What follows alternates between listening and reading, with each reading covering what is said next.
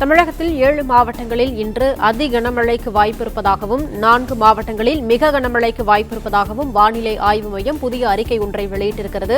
இதுகுறித்த கூடுதல் விவரங்களை செய்தியாளர் மாணிக்கம் வழங்க கேட்கலாம். மாணிக்கம், வணக்கம். விவரங்களை சொல்லலாம்.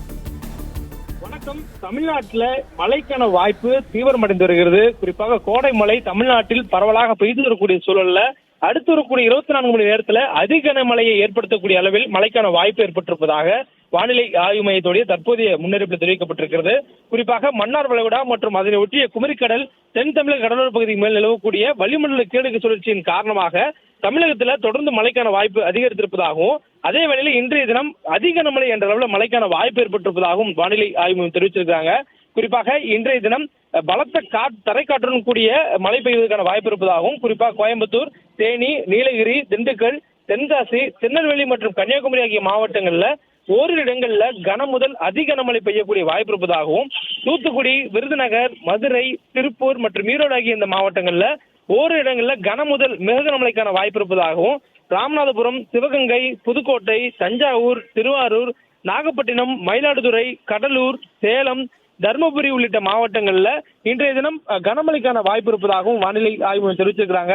தொடர்ந்து மழைக்கான வாய்ப்பு நமக்கு வரக்கூடிய 22ஆம் தேதி வரையும் தொடர்ந்து நீடிக்கக்கூடிய சூழல் இருப்பதாகவும், அதே வேளையில நமக்கு தொடர்ச்சியாக நாளை முதல் கனமழைக்கான வாய்ப்பு அதிக கனமழை என்ற அளவில் இருந்து மிக கனமழை என்ற அளவில் குறையும் எனவும் சொல்லப்பட்டிருக்கிறது.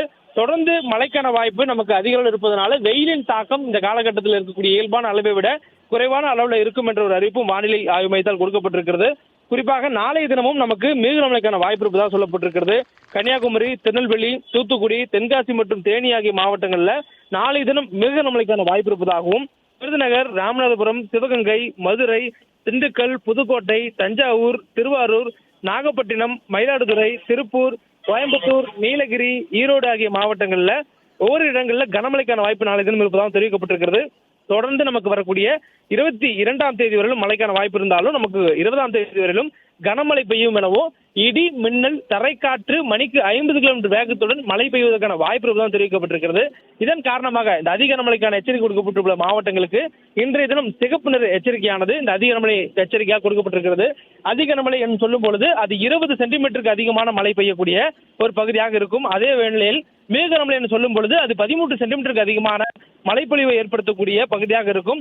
அதனால் இந்த அதிக கனமழை பெய்யக்கூடிய வாய்ப்பு இருக்கக்கூடிய மாவட்டங்களுக்கு இன்றைய தினம் சிவப்பு நிற எச்சரிக்கையானது கொடுக்கப்பட்டிருக்கிறது. கோயம்புத்தூர், தேனி, நீலகிரி, திண்டுக்கல், தென்காசி, திருநெல்வேலி மற்றும் கன்னியாகுமரி மாவட்டங்களுக்கு சிகப்பு நிற எச்சரிக்கை அதிக கனமழை காரணமாக கொடுக்கப்பட்டிருக்கிறது. அதே வேளையில தூத்துக்குடி, விருதுநகர், மதுரை, திருப்பூர் மற்றும் ஈரோடு மாவட்டங்களுக்கு மிக கனமழை காரணமாக ஆரஞ்சு நிற எச்சரிக்கையானது இன்றைய தினம் கொடுக்கப்பட்டிருக்கிறது.